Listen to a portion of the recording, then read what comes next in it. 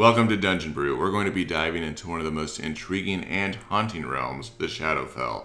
This plane is a combination of the plane of shadow and the domain of dread from previous editions, but 4th edition saw a need to rework it into its current state. But there are still some things that we can glean from previous iterations. So that's what we're going to be talking about today. Stay tuned.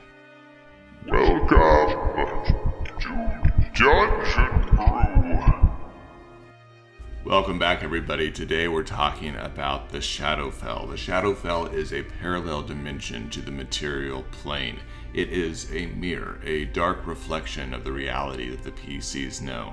There is perpetual twilight, and the land is barren and withered and flooded with the souls of the dead. Color has drained away from this place, leaving it in shades of gray and blackness, and even the plant life itself is affected.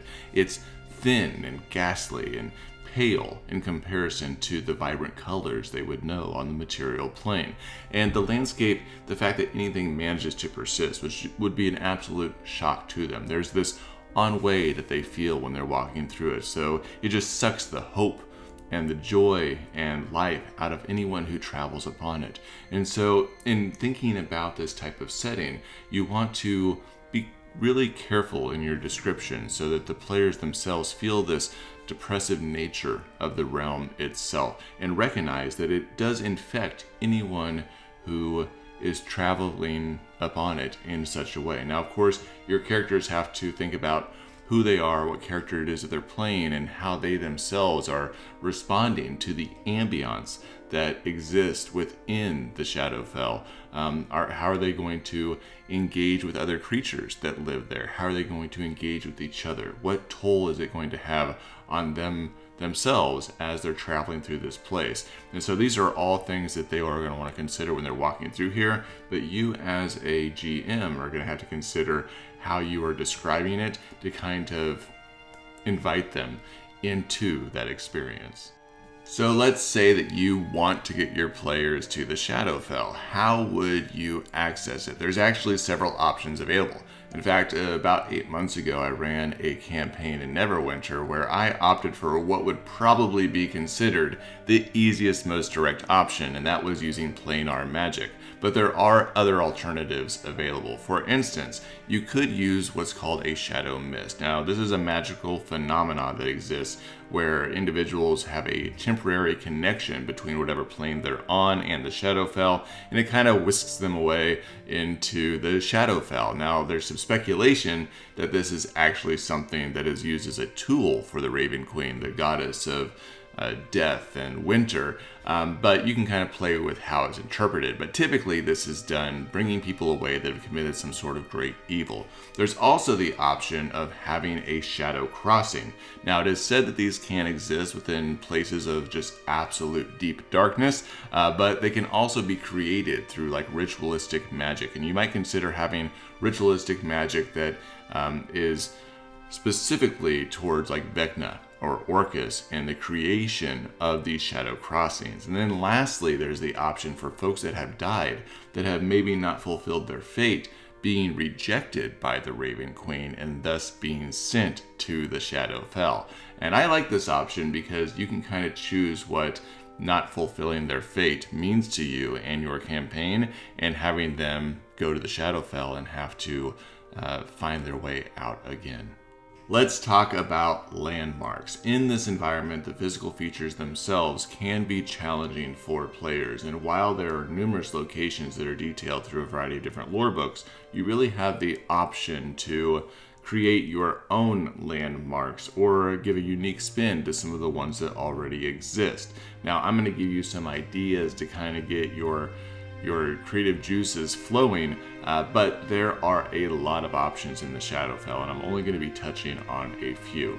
Let's start with Gloomrot, the city of midnight. It's said that this is the reflection of a worldly city seen through the same mirror, but the mirror has been smashed into pieces, then rearranged according to the whims of a lunatic.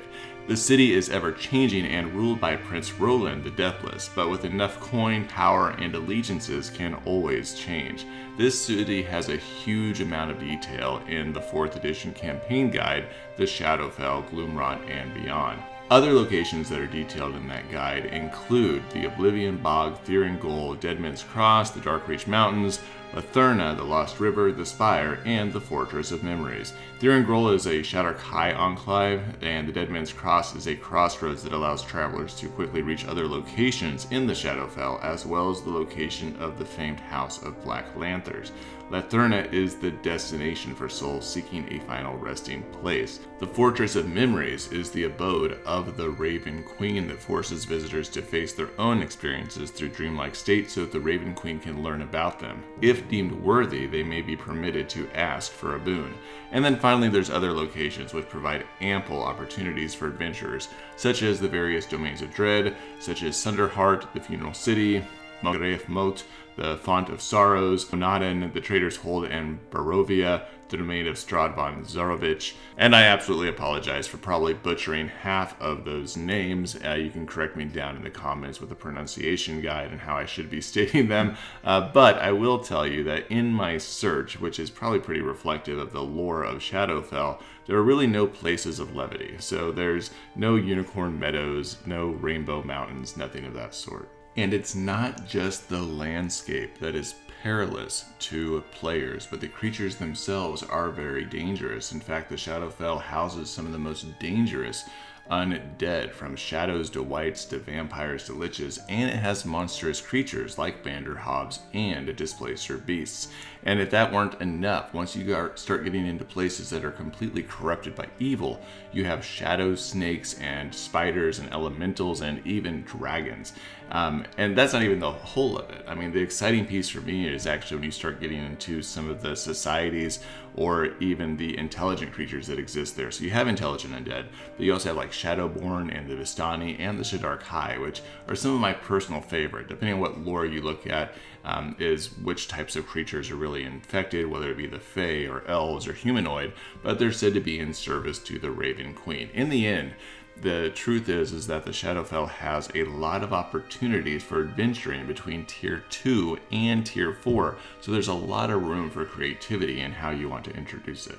Lastly, let's talk about mechanics. The oppressive gloom of the Shadowfell should impact gameplay mechanics.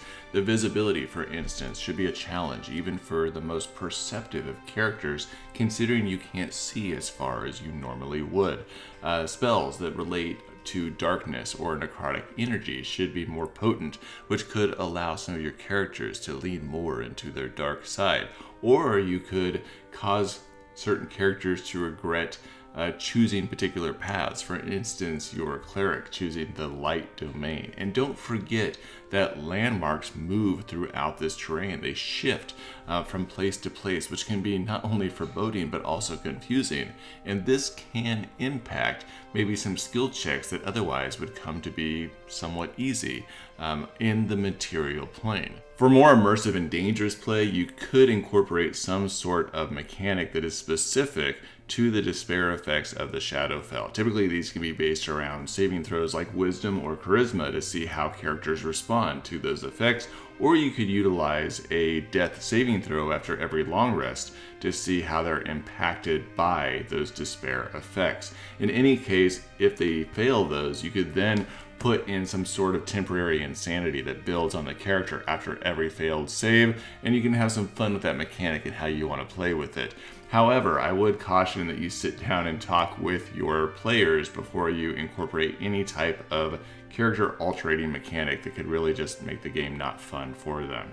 So let me know if you've ever played in the Shadowfell in any of your games before. What are your stories? What are mechanics that you've used? How have you explored this haunting realm? Let me know down in the comments below, and if you want to hear more about environments in D&D, be sure to subscribe. Dungeon Brew.